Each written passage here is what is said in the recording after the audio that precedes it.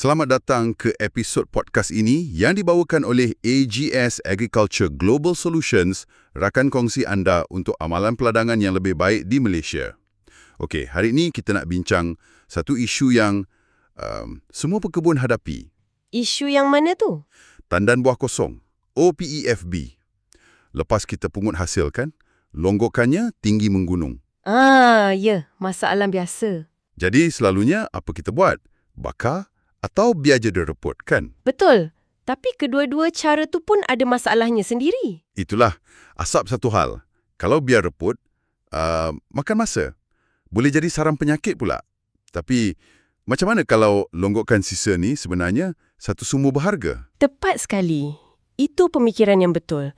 Sebenarnya, ada satu kajian baru yang menunjukkan cara kita boleh tukar OPEFB ni kepada dua produk yang sangat berguna. Oh ya, dua produk. Ya, satu gas tenaga yang kita panggil syngas dan satu lagi, ini yang sangat menarik untuk pekebun, bahan pepejal yang dipanggil biochar. Biochar. Okey, syngas tu mungkin cerita lain lah kan, lebih rumit sikit. Tapi biochar, ini bunyinya macam sesuatu yang kita boleh guna terus di ladang. Betul, manfaatnya terus kepada tanah. Jadi, apa sebenarnya biochar ni? Ia nampak macam arang. Tapi, mesti ada beza kan? Jauh beza. Kalau arang barbecue tu, kita boleh kata macam batu-batu kosong je. Biochar ni pula, bayangkan ia macam span berteknologi tinggi. Span?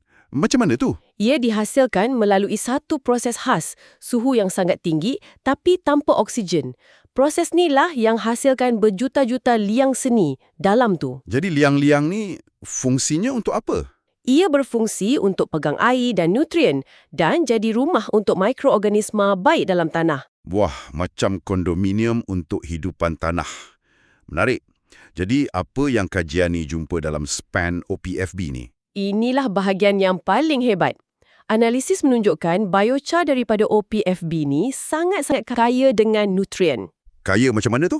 Kandungan fosforus, P dan terutamanya kalium, K, adalah 10 hingga 20 kali ganda lebih tinggi berbanding OPEFB mentah. Tunggu sekejap. 10 hingga 20 kali ganda. Ya, 10 hingga 20. Maksudnya, nutrien dalam satu tan biochar ni, nilainya sama macam 10 atau 20 tan OPEFB yang belum diproses. Tepat sekali. Ia memekatkan nutrien tu ke dalam bentuk yang jauh lebih efisien. Ini betul-betul boleh ubah cara kita bajakkan. Tapi, macam mana dengan mikronutrien lain? Selalunya kalau proses suhu tinggi ni, takkah nutrien lain akan musnah? Soalan yang bagus. Sebenarnya yang sebaliknya berlaku. Proses ini menumpukan lagi mikronutrien lain seperti magnesium, kalsium dan juga besi. Oh, lagi baguslah macam tu. Dan yang paling penting, ia selamat. Saya tahu ramai pekebun risau kalau guna bahan kita semula ni, takut ada racun atau logam berat. Ya, betul. Itu kerisauan utama. Kajian ini sahkan kandungan logam berat berbahaya macam plumbum, kadmium, semua tu hampir tiada langsung, sangat rendah.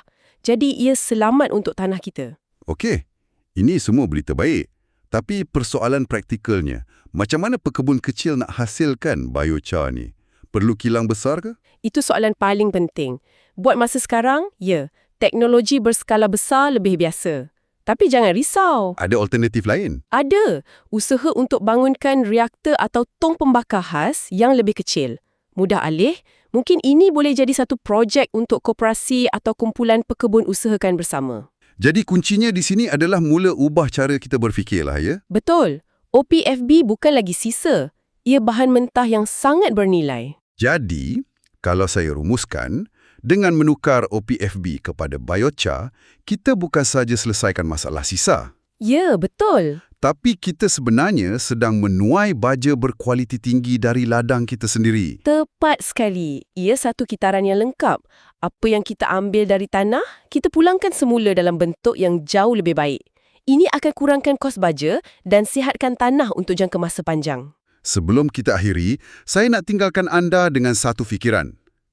Kalau dulu kita selalu fikir, berapa kos nak lupuskan tandan kosong? Ya, selalu fikir pasal kos. Sekarang, mungkin soalan yang patut kita tanya ialah, berapa banyak penjimatan baja dan peningkatan hasil yang boleh kita jana daripadanya? OPFB bukan lagi liability, tapi satu aset.